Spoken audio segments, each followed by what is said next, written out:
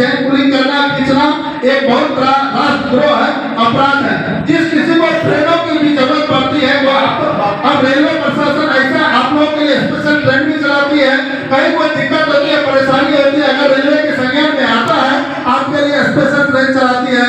आए दिन बहुत ट्रेनों का हॉल्ट पर भी स्टेशनों पर भी नियमित ठहराव देने का प्रयास कर रहा है। जो आपके कॉलेज जाने आने के लिए जो भी ट्रेनों की रहती है उसमें आने जाने की जो रहती है, आप जहाँ उतरना चाहते हैं वहाँ उसको ठहराव दिया जा रहा है। तो जब ठहराव मिल रहा है, आपकी मांगों को रेलवे प्रशासन सुन रही है, इसीलिए आपका दायित्व बनता है जो रेलवे को सहयोग करना। आप लोगों से यही अपेक्षा रहती है, जो कोई चेन ना खींचे, इतना ही सहयोग कर दीजिए तो हमारा रेलवे दिन दोगुना रात चौगुना के दर से डेवलप करेगी और मंगाएगी और आपको हम जल्द से जल्द पहुंचाने का प्रयास करेंगे। चूंकि संसाधन उतना है, नंबर ऑफ पैसेंजर्स बढ़ गए हैं और कम समय कम है, कम समय में हमको ज्यादा से ज्यादा काम करना है। तो इसीलिए चाहे पुलिस से कितनी पंक्चुअलिटी लॉस होती है इसका आप लोग अंदाजा नहीं लगा सकते हम लोगों के ऊपर क्या बीतता है। इसीलिए आप लोगों से यही अपील है कि जो कोई ट्रेनों में चैन पुलिंग करता है, जंजीर खींचता है, तो उसको आप लोग बताइए, समझाइए भाई चैन पुलिंग खींचना राष्ट्रद्रोह की श्रेणी में आता है। अगर एक बार मान लो 7 दिन आप करते हैं तो एक दिन तो मैं पकड़ ही लूंगा। अगर एक दिन आप पकड़ा गए और रेलवे का एक केस हो गया तो आपको लाइफ में नौकरी भी नहीं मिलेगी, जान लीजिए। हर किसी जो कोई नौकरी प्राप्त करने जाता है उसका कैरेक्टर पहले मांगा जाता है। तो थाने से लिख करके दे देगा नहीं भाई इन्होंने रेलवे का जंजीर खींचा है, उस रिकॉर्ड में इसका नाम है, तो फिर वो आपका नौकरी छीन लेगा। इसीलिए आप लोग रेलवे को कोऑपरेट कीजिए, आपसे सहयोग मिलेगा तो हम लोग रेलवे सिस्टम को बढ़िया से चला पाएंगे और आपको हम बेहतर सेवा दे पाएंगे। क्योंकि हमारा काम ही है आपको सेवा करना और सहयोग करना, इसमें आपका सहयोग अत्यंत ही जरूरी है। उसके बाद आप जब कभी ट्रेनों में चलते हैं तो देखते होंगे वो झाड़ घुराने का शिकायत आता है। जब कभी आप ट्रेनों में चलते हैं किसी भी अनजान व्यक्ति से दिया हुआ कोई भी सामान नहीं लीजिए, वो आपको अनजान व्यक्ति उसमें झाड़ू मिला हो सकता है, वो आपको खिलाएगा, आप उसके शिकार हो जाएंगे, बेहोश हो जाएंगे, आपका सामान लूट करके लेके चला जाएगा।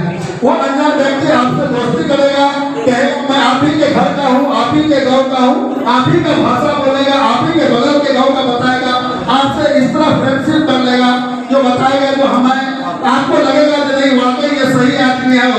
इसीलिए किसी भी अनजान व्यक्ति से कोई भी दिया हुआ सामान जितने ना लें और ना किसी को दें।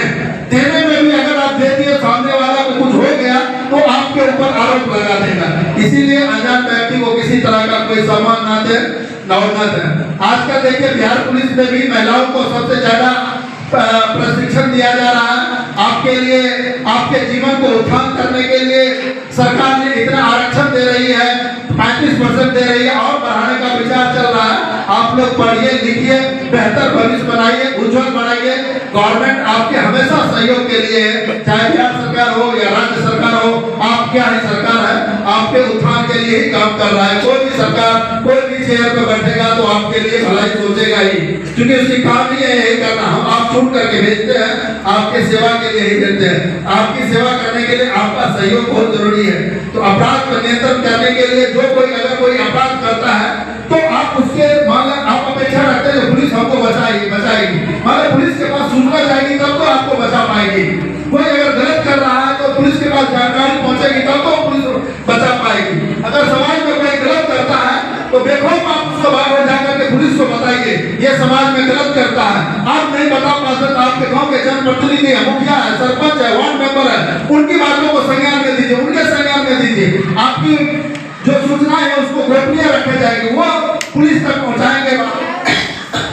इसी तरह की और कोई समस्या होती है आप देखिए बिहार सरकार ने भी 112 टोल फ्री नंबर जारी कर दिया है। रात बिरात आप कहीं चलते हैं, कुछ अकेले हो गए, कुछ भी हो गया, दिक्कत हो गया, आप 112 का टोल फ्री नंबर है उस पर भी अपना सूचना देते हैं।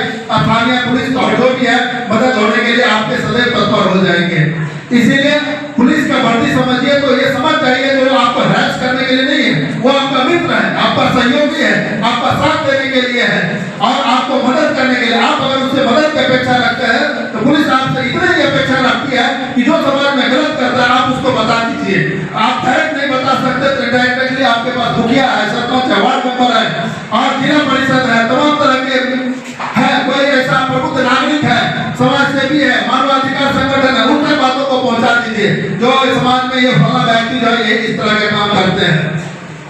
इस तरह आपका भागीदारी बहुत जरूरी है। आपकी भागीदारी से ही हम आपका सहयोग कर पाते हैं।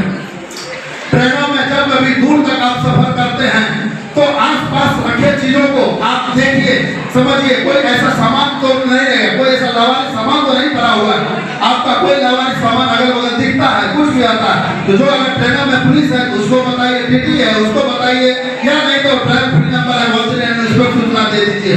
हो सकता है उसमें बम भी हो सकता है, कुछ भी हो सकता है। तो आगे स्टेशन पर जो भी रेल कर्मचारी है वो भी आपको सहयोग करने के लिए, उसको देखने के लिए आ जाएंगे। तो हर जगह आप लोग चलते रहते हैं तो हम समझते हैं हमारी कितनी आंखें देख रही है, समझ बुझ रही है और हमको कोऑपरेट कर रही है। बिना जन भागीदारी, बिना विश्वास, आपके विश्वास के हम अपराध पर कोई नियंत्रण नहीं कर पाएंगे। इसीलिए आपका सहयोग बहुत जरूरी। जो चीजें देखते हैं, जो आपको गलत लगता है, तो आप बेखौफ होकर के बताइए, हम लोग सदैव आपके साथ हैं। इसमें कोई तरह का कोई दो राय नहीं है। जिस तरह और कभी जब ट्रेनों में चलते हैं बहुत देखते हैं साइड में बैठते हैं, बहुत लड़के देखते हैं ना, वो पायदान पर बैठे रहते हैं, लटक करके बैठते रहते हैं। आप अगर सीट नहीं है, ट्रेनों में नहीं घुस पा रहे हैं, वो छोड़ दीजिए। ऐसे नहीं आप चलती ट्रेन में चढ़ने का प्रयास कीजिएगा, आप गिर जाएंगे, पड़ जाएंगे और वो रुक नहीं गई, आपका पैर चक्का के नीचे चले जाएगा, आपका पैर कट जाएगा। आए दिन इस तरह की दुर्घटनाएं होती रहती है।